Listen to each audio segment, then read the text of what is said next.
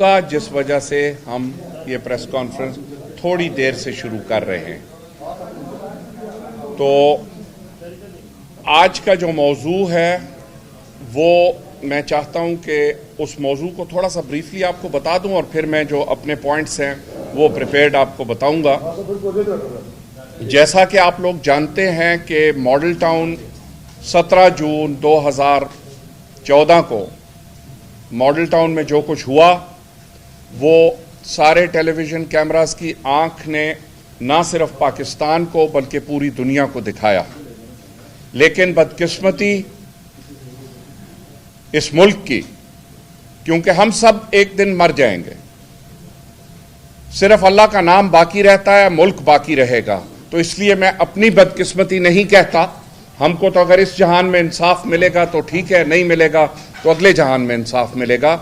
लेकिन बदकिस्मती का लफ्ज़ मैंने इसलिए इस्तेमाल किया है कि जब कानून के मुहाफिज खुद लुटेरे बन जाएं और खुद दहशतगर्द बन जाएं तो फिर उन कौमों का मुस्तकबिल बहुत तारीक हो जाता है।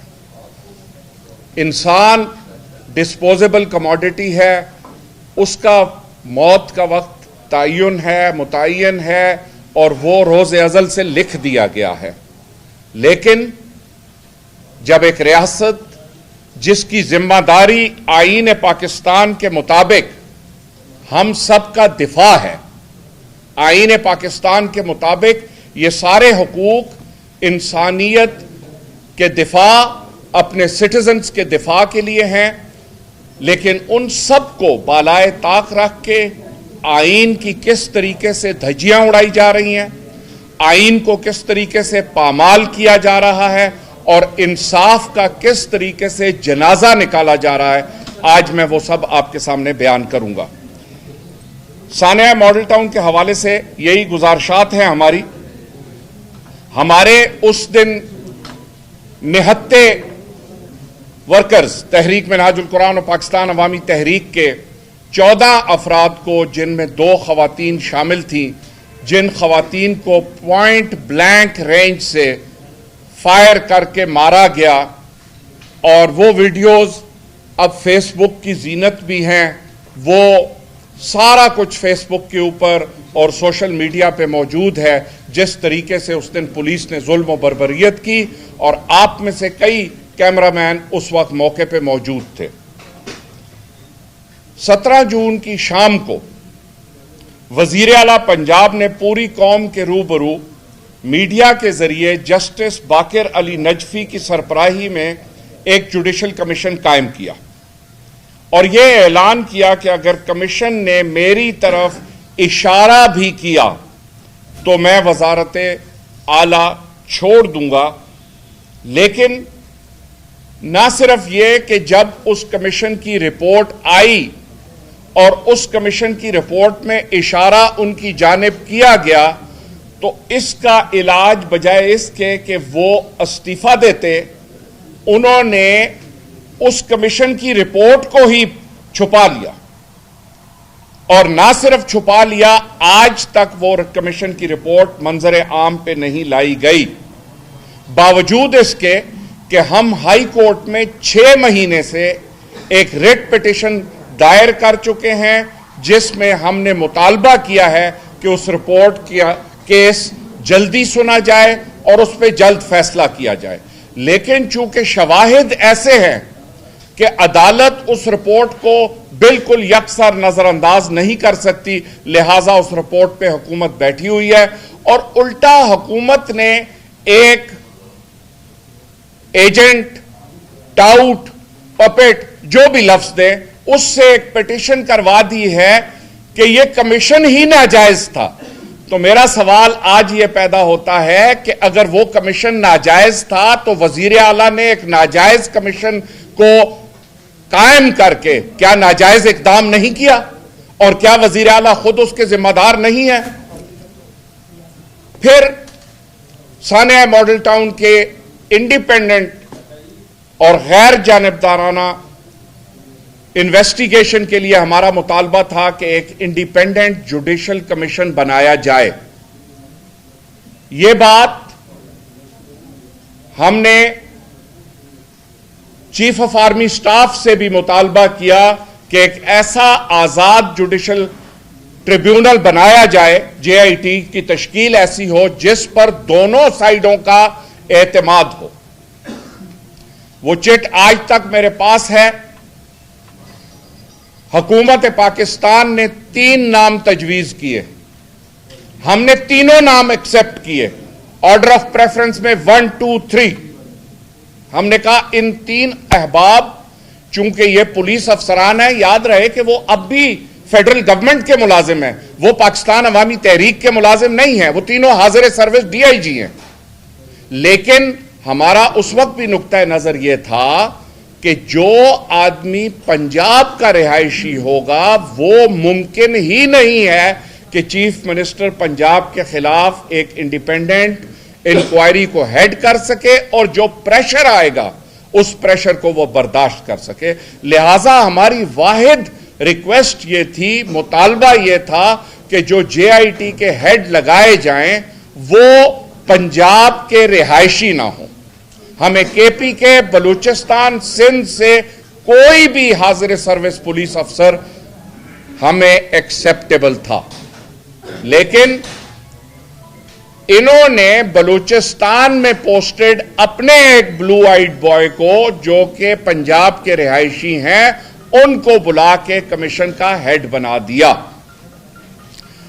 ان سے ہمیں ہرگز نہ تو انصاف کی توقع تھی، اور ٹیلی ویژن کے کیمراز نے دیکھا کہ جب وزیر اعلیٰ اس جے آئی ٹی کے سامنے گئے تو میں نے اس وقت کہا کہ یہ وزیر اعلیٰ جے آئی ٹی کے سامنے پیش نہیں ہو رہے، جے آئی ٹی وزیر اعلیٰ کے سامنے پیش ہو رہی ہے۔ اور وہ آپ سب نے دیکھا جس طریقے سے انہوں نے وزیر اعلیٰ کو سلوٹ کیا، جس طریقے سے کمیٹی کے ممبران باہر اٹھ کے آئے وزیر اعلیٰ کو ریسیو کرنے کے لیے، اندر لے کے گئے، بیان جو بھی تو ریکارڈ کرانا تھا، اس کے بعد واپس آئے، گاڑی کا دروازہ انہوں نے کھولا۔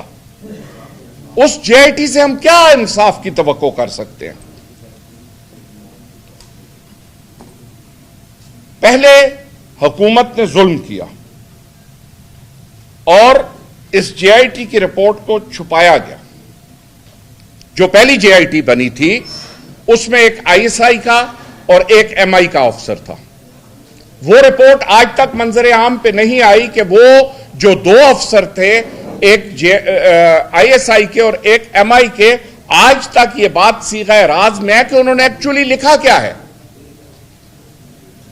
باوجود اس کے کہ حکومت نے پرچہ ہم پہ کرایا ہے اور باوجود اس کے کہ ہسپتال ان کے کنٹرول میں ہے، ایک پولیس مین کا آج تک یہ پروو نہیں کر سکے کسی میڈیکو لیگل سرٹیفکیٹ میں کہ کوئی پولیس والا کسی گولی کے ضد میں آیا ہو۔ صرف اور صرف منہاج القرآن اور پاکستان عوامی تحریک کے ورکرز گولیوں کی ضد میں آئے، تو کیا دنیا کے ہم بیوقوف ترین لوگ ہیں کہ ہم فائرنگ کرتے ہیں، ہزاروں راؤنڈ ہم چلاتے ہیں اور اپنے ہی ورکرز کو ہم ٹارگٹ کرتے ہیں؟ یہ حکومت کی ایف آئی آر کا لب لباب ہے۔ میں یہ بات پہلے بھی کہہ چکا ہوں، میں پاکستان آرمی میں نہ صرف سورڈ آف آنر لی، میں پاکستان ملٹری اکیڈمی میں انسٹرکٹر رہا اور میں پاکستان آرمی کی فائرنگ ٹیم کا کپتان رہا۔ تو اگر میری نالائکی یہ ہے کہ میں اپنے ورکرز کو گولیاں مارتا ہوں تو پھر یہ بھی بہت بڑا سوال ہے کہ کیا یہ فوج ضرب عضب کرنے کے قابل بھی ہے؟ اگر فوج کا وہ افسر جس نے اس چیف آف آرمی سٹاف کو پڑھایا ہے، اگر وہ دن دہاڑے فائرنگ کر کے اپنے ہی لوگوں کو گولی مارتا ہے تو کیا وہ فوج ایک پروفیشنل فوج ہو سکتی ہے؟ لیکن یہ اپیل میں آج چیف آف آرمی سٹاف سے، آپ لوگوں کی وساطت سے یہ بھی اپیل کرتا ہوں کہ اس چیز کی انڈیپینڈنٹ ایک انویسٹیگیشن کرائی جائے کہ انہوں نے جب میرے پہ یہ الزام لگایا ہے تو یہ کس طرح لگایا ہے، اور اگر ہم اتنے ہی انیفیشینٹ ہیں تو پھر کیا ہماری ٹریننگ پہ ایک بہت بڑا سوال نہیں پیدا ہوتا کہ ایک آدمی جو سورڈ آف آنر لیتا ہے آرمی سے، اس کی یہ ٹریننگ ہے؟ دہشت گردی کی عدالت میں ہمارا کیس چل رہا ہے، جس کیس میں یہ پاکستان کی تاریخ کا عجوبہ ہے، اور میں آپ سب سے یہ اپیل کرتا ہوں کہ ریکارڈ دیکھ لیں، میں جو باتیں کر رہا ہوں آن ریکارڈ کر رہا ہوں، ہمارے ہی کیس میں ہم کو ملزم بنایا گیا ہے۔ یہ پہلی دفعہ کا واقعہ ہے اس پاکستان خداداد مملکت میں کہ ایک کیس میں 2 بار ضمانت ہو رہی ہے ایک فرد کی، ایک ہی وقوع، ایک ہی دن، ایک ہی مقام، اس میں 2 دفعہ ضمانت لی جا رہی ہے لوگوں سے۔ یہ اس ملک میں انصاف کا جنازہ نکالا جا رہا ہے، اور اگر اس طرح انصاف کا جنازہ نکلتا رہا تو لا محالہ جب آپ عدالتوں میں قتل دیکھتے ہیں، جب لوگ دیکھتے ہیں کہ ان کے پاس کوئی راستہ نہیں رہ گیا۔ چند دن پہلے جھنگ میں یہی انسیڈنٹ ہوا ہے، 2 باپ بیٹا جن کا بیٹا قتل ہوا تھا، اس لڑکے کا بھائی اور اس کا والد، انہوں نے آ کے مخالف فریق کے 9 آدمیوں کو عدالت میں مارا ہے۔ جب آپ کو ہر طرف سے راستے بند ہوتے نظر آئیں تو پھر انسان خود قانون کو اپنے ہاتھ میں لینے پہ مجبور ہو جاتا ہے۔ خدارا میری اپیل ہے کہ ہمیں اس راستے پر نہ دھکیلا جائے،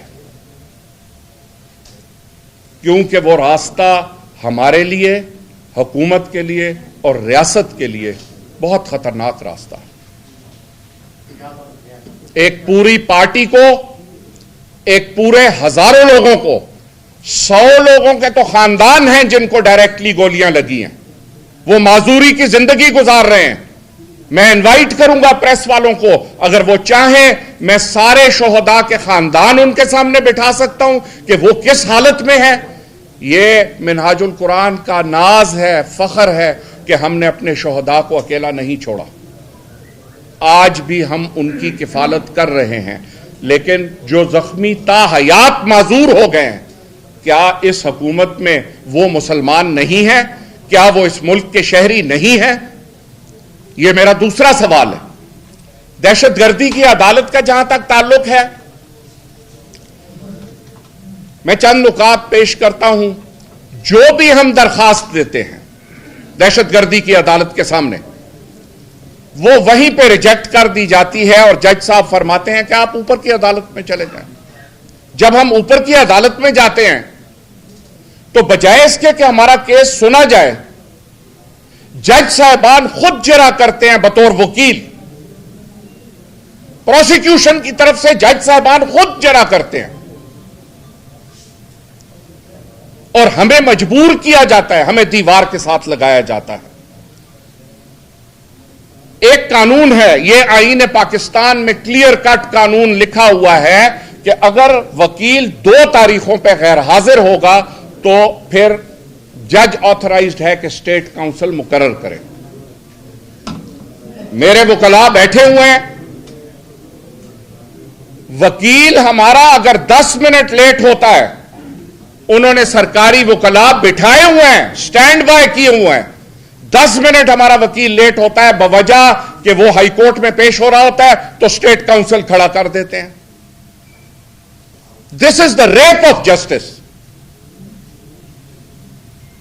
یہ انصاف کا جنازہ نکال رہے ہیں۔ عدالتی ریکارڈ کے جو کاغذات ہوتے ہیں، ان کی اگر ہم جو دستاویزات ہیں ان کی نقول ہمارے وکیل کو فراہمی نہیں ہوتی، اور پھر جو نکات ریز کیے گئے ہیں ان پہ مجبور کیا جاتا ہے کہ آپ جرا کریں۔ وہ کہتے ہیں جب میرے پاس ایویڈنس نہیں ہے، مثلا آپ جرا کرنے جا رہے ہیں ایک آدمی پہ کہ جی اس دن یہ واقعہ ہوا، ویڈیو ہم نے دیکھی ہے، تو وہ ڈیفینڈنٹ کا یہ رائٹ ہے کہ وہ ویڈیو دیکھے اور پھر اس کا وکیل اس بات پہ جرا کرے۔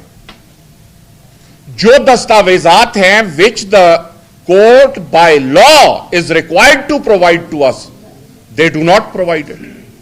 ہم کس کے پاس جائیں؟ ہائی کورٹ میں جاتے ہیں، ہائی کورٹ میں جاتے ہیں، ان کے ایڈمنسٹریٹو لوگوں کے پاس جاتے ہیں، they do not cooperate.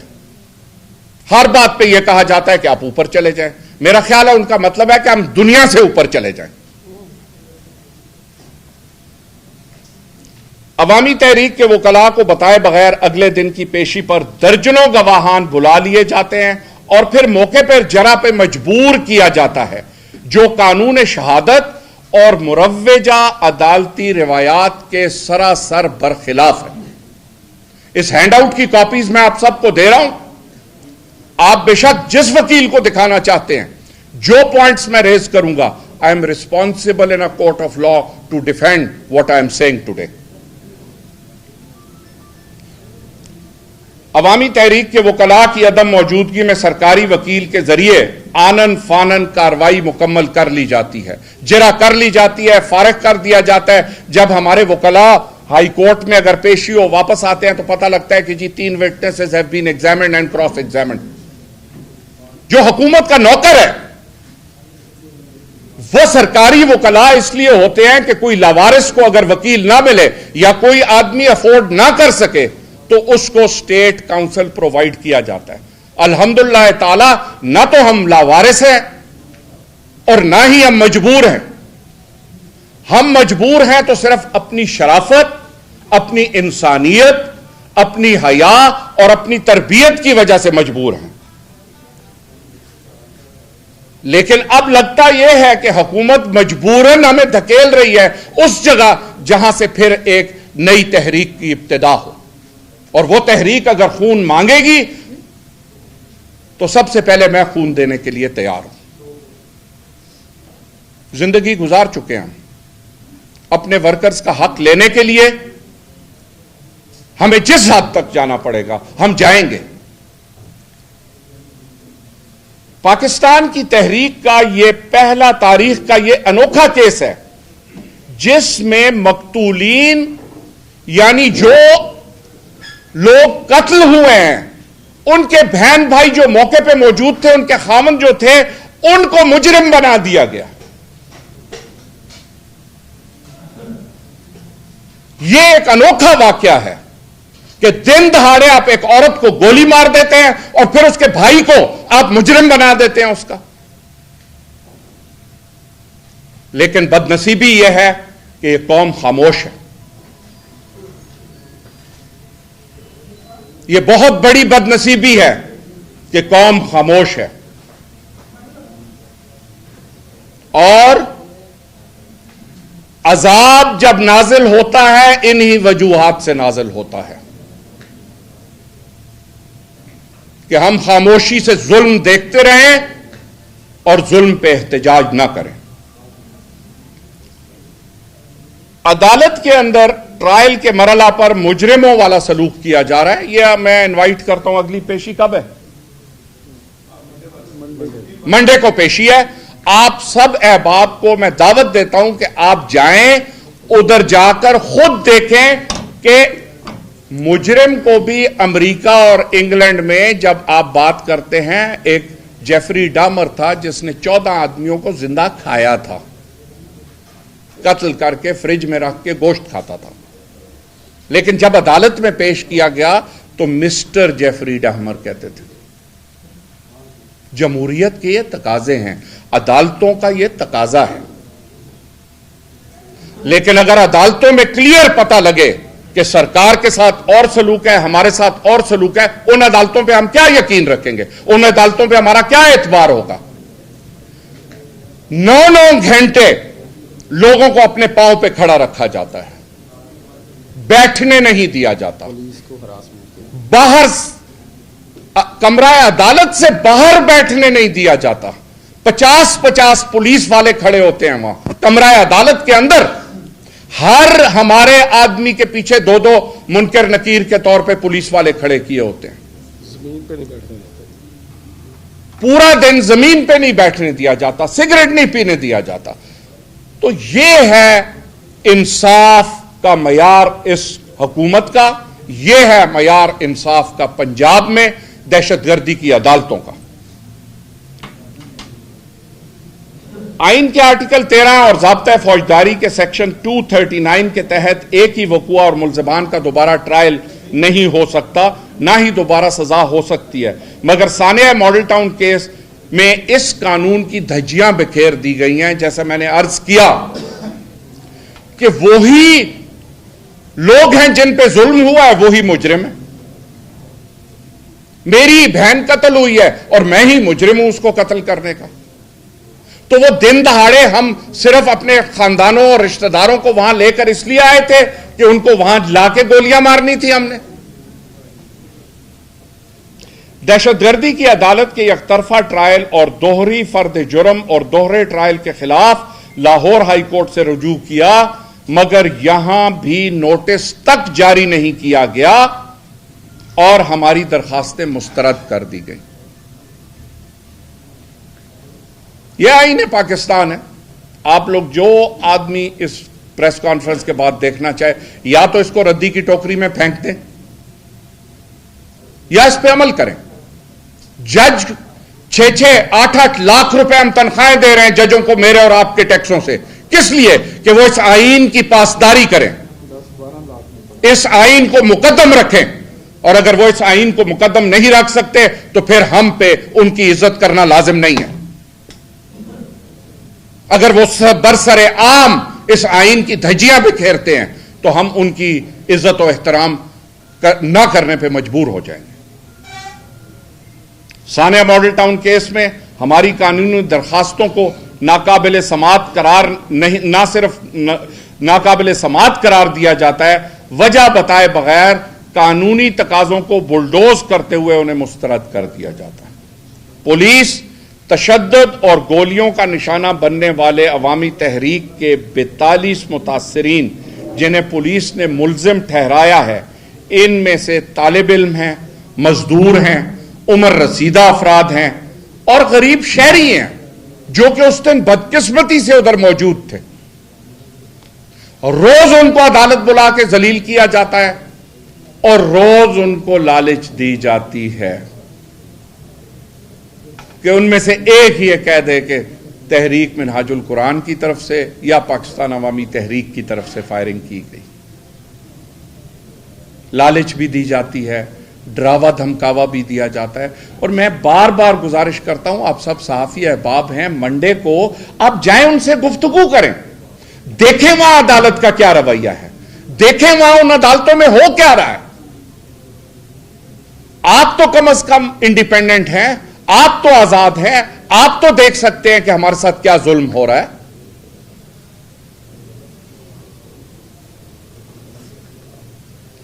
دہشت گردی کی عدالت 11 کے جج جس قانونی دلائل پر لاجواب ہو جاتے ہیں تو کہہ دیتے ہیں کہ آپ اوپر چلے جائیں. اوپر جاتے ہیں تو وہ کہتے ہیں گھر چلے جائیں. میڈیا اور قوم سے آج میرا یہ سوال ہے، ہمارے 14 لوگ قتل ہوئے، ہم اسلام آباد گئے، مزید 7 لوگ قتل ہوئے، شہید کر دیے گئے. ہم چیف آف آرمی سٹاف کے پاس گئے، ان کو سارا حال بتایا، ان کے کہنے پہ ایف آئی آر درج ہوئی. آج اگر اس ایف آئی آر پہ تفتیش انڈیپینڈنٹ نہیں ہوتی اور اس ایف آئی آر کا کوئی نتیجہ نہیں نکلتا تو میرا آپ لوگوں سے سوال ہے کہ پھر ہم کس در پہ جائیں؟ اگر ہمیں ہر انصاف کا دروازہ ہمارے منہ پہ بند کر دیا جاتا ہے تو ہم کس در پہ جائیں؟ ہم کیا کریں؟ لوگ پوچھتے ہیں کہ آپ عدالتوں میں نہیں جاتے. روز تاریخ لگتی ہے، ہر روز جاتے ہیں. عید میلاد النبی کے موقع پر ہم نے منت کی عدالت کی کہ اس دن تاریخ نہ لگائیں.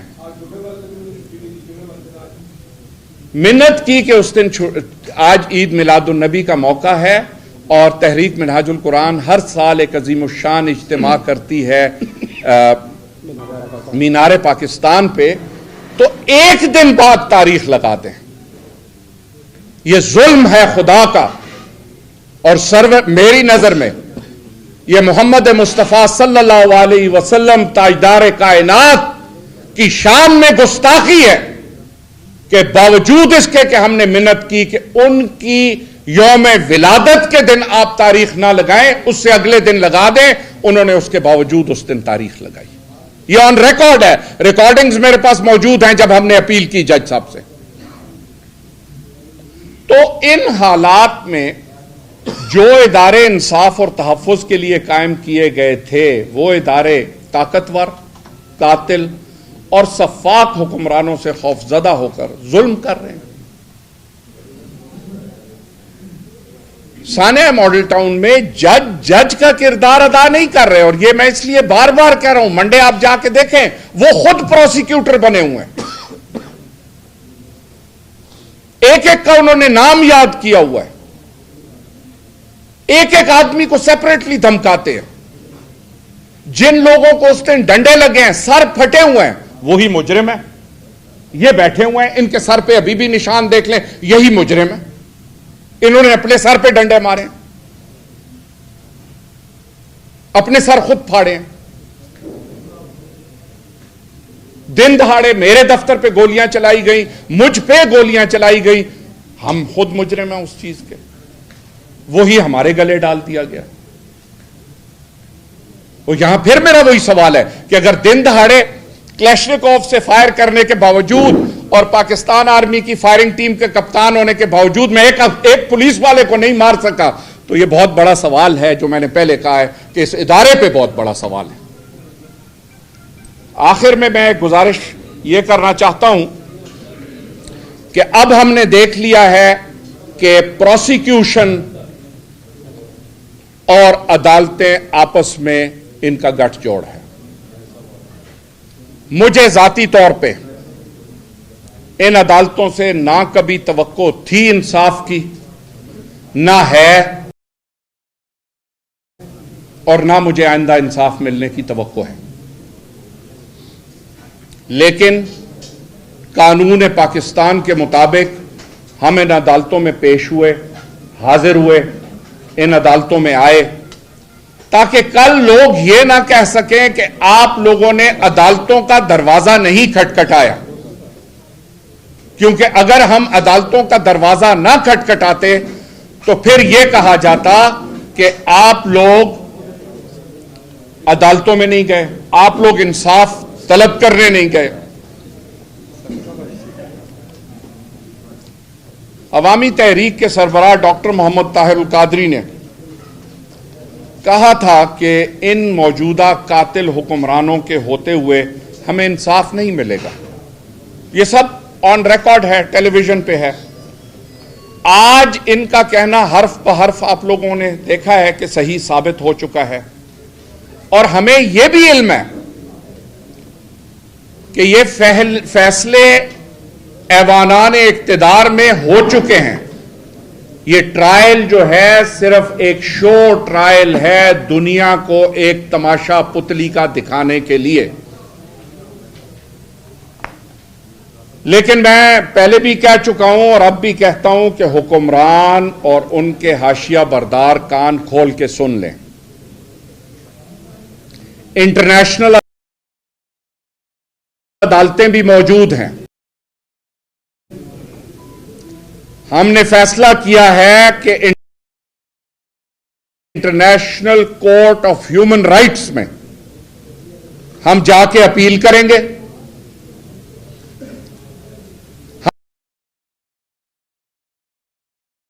ہم نہیں چاہتے تھے کہ اپنے وزیر اعظم کو گھسیٹے ادھر۔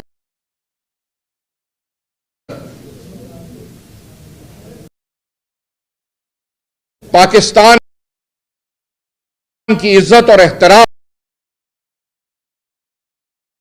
کی وجہ سے، لیکن آج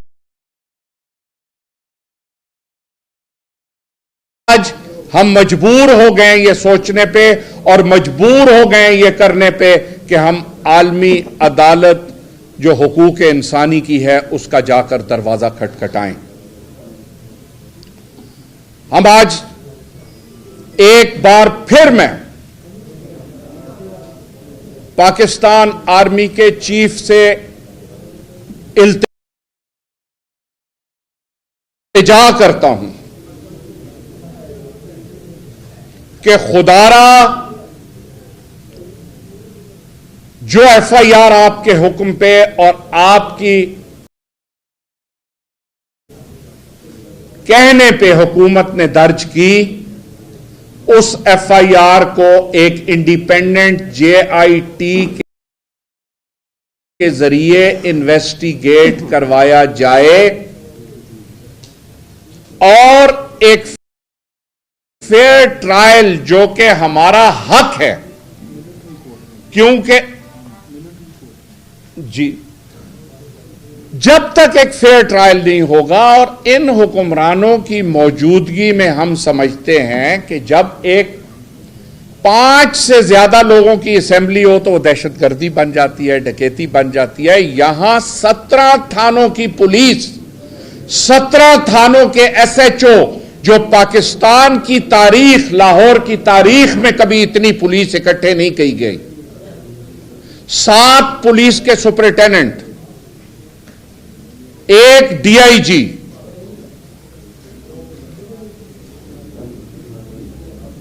اور 100 کی تعداد میں گاڑیاں اور پولیس 17 تھانوں سے جمع کر کے چڑھ دوڑی۔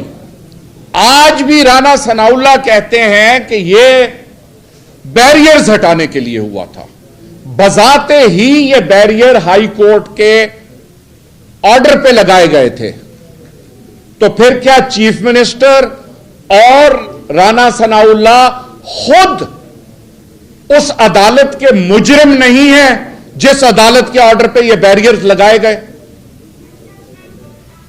اور کیا عدالت نے اس چیز کا نوٹس لیا ہے کہ جب عدالت کا ایک آرڈر فیلڈ میں موجود تھا تو کیسے جرأت ہوئی وزیر اعظم، وزیر اعلیٰ کو کہ اس آرڈر کو فلاؤٹ کر کے، اور وزیر قانون کو کہ اس آرڈر کو فلاؤٹ کر کے وہ وہاں جا کر اور بیریئرز ہٹانے کا ڈرامہ رچائیں؟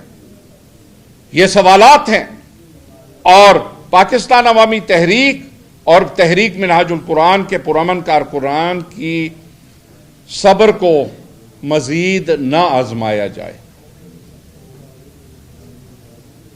اگر وہ موقع آیا، ذرا کائنڈلی توجہ دے دیں میرے بھائی، میں تقریباً اختتام تک پہنچنے والا ہوں، پلیز۔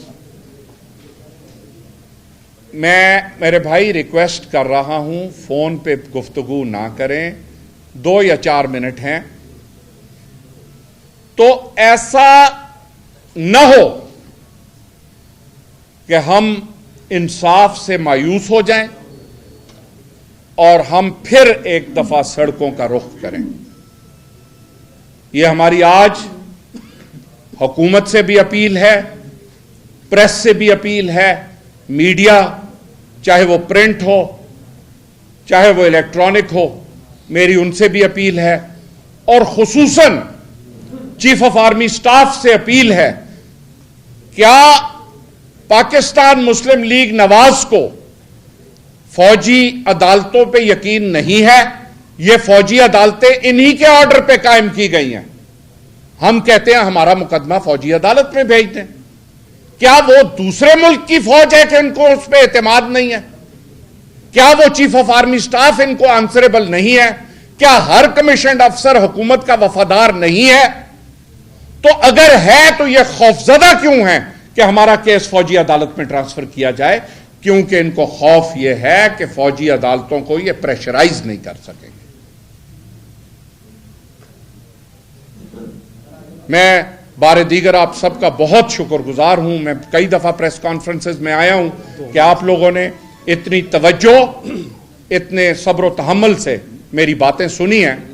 یہ میرے وکلاء حضرات میرے ساتھ بیٹھے ہوئے ہیں، اگر کوئی سوال ہیں تو آپ لوگ ویلکم کریں گے ہم سوالات کو۔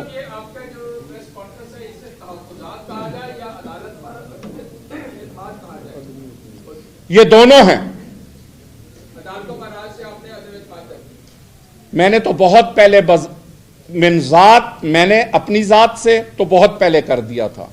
پارٹی کی طرف سے عدم اعتماد ہے عدالتوں کے رویے پہ، عدالتوں کے پروسیجرل معاملات پہ، اور عدالتوں کا۔ میں ایک اور سوال کرتا ہوں، یہ بیٹھے ہوئے ہیں 20-20 30-30 سال کی پریکٹس والے وکلاء، کوئی کیس مجھے دکھا دیں دہشت گردی کی عدالت میں ہو جس کی ڈے ٹو ڈے ہیئرنگ ہو رہی ہو۔ آج یہی جج صاحب سے آپ یہ سوال پوچھ لیجئے منڈے کو کہ جی کوئی اور کیس آج تک آپ نے ٹرائی کیا ہے جس کی ڈے ٹو ڈے ہیئرنگ کی ہو آپ نے؟ تو آفٹر آل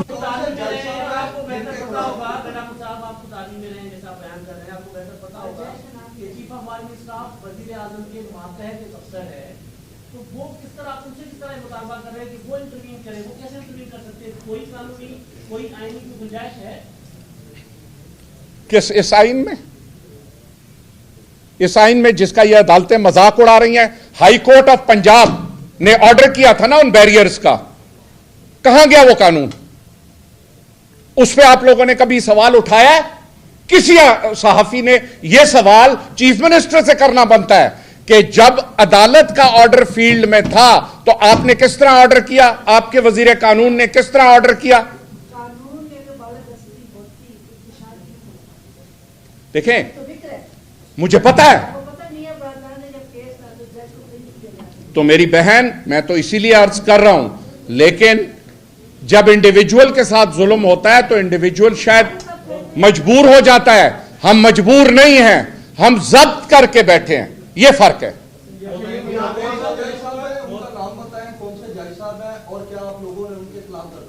मोहतरम, मेरी एक गुजारिश है, बहुत सारी चीजें होती हैं, जब मैं वजीर आजम पाकिस्तान कहता हूं तो क्या उनका नाम आपको चाहिए? अगर आप लाइल्म हैं, फॉरेन कॉरेस्पॉन्डेंट हैं, तो वजीर आजम पाकिस्तान मियां मोहम्मद नवाज शरीफ साहब हैं। एक जजेस के नाम normally as a matter of courtesy अदालतों से बाहर नहीं लिए जाते। मैं आपको दहशतगर्दी कोर्ट का नंबर बता देता हूं, you can make that inquiry. हमारी कौन सी कोर्ट है जी दहशतगर्दी की?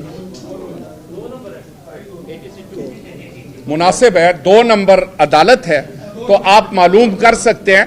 मैं यहां एक चीज पॉइंट आउट करना चाहता हूं कि मैं एक सेपरेट रिट पिटिशन इस पे भी कर रहा हूं कि यह कानून बड़ा अजीब कानून है कि एक अदालत एग्जेक्टिव के तहत काम कर रही है। उसका घर, उसकी गाड़ी, उसके मुलाजमीन, उसकी अदालत, सारी की सारी सर्विसेज एंड जनरल एडमिनिस्ट्रेशन के महकमे के नीचे आती है। एक क्वेश्चन है कि आपने कहा है कि 12 रबीउल अव्वल को केस की समाअत की तारीख रखी गई, जो कि शान नबी की में गुस्ताखी है, आपने कहा, तो आपने इस गुस्ताखी के खिलाफ कोई मुकदमा दर्ज नहीं करवाया? मेरे भाई, हम कितने रोज जाके 40 मुकदमे दर्ज कराएं?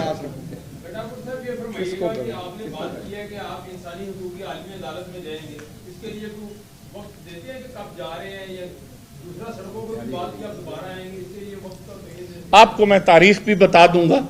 बाकी यह है कि वकला जब एक केस दायर करते हैं, आप इंग्लैंड में हैं, जो जिन वकला से हमने राब्ता किया है, और ये वही लॉ फर्म है जिसने इजरायली प्राइम मिनिस्टर का इंग्लैंड का वीज़ा मनसूख करवाया था।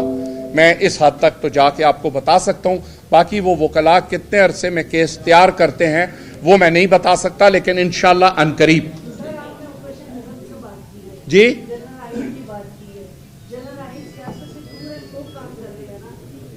देखें, I am not here to comment on the armies participation in politics और नॉट। मेरी अर्ज सुने ना, FIR उनके कहने पे दर्ज हुई या नहीं हुई? मेरा तो सिंपल FIR। जी, तो वो तो देखें, फायदा या ना फायदा तो हम बहरहाल हम इसमें, मैं एक बात करते हुए खत्म करता हूं कि हम खून बहा लेने वाले लोग नहीं हैं, हम पुरअमन लोग हैं, पुरतशद्दुद नहीं है। हमें तशद्दुद पे मजबूर ना किया जाए।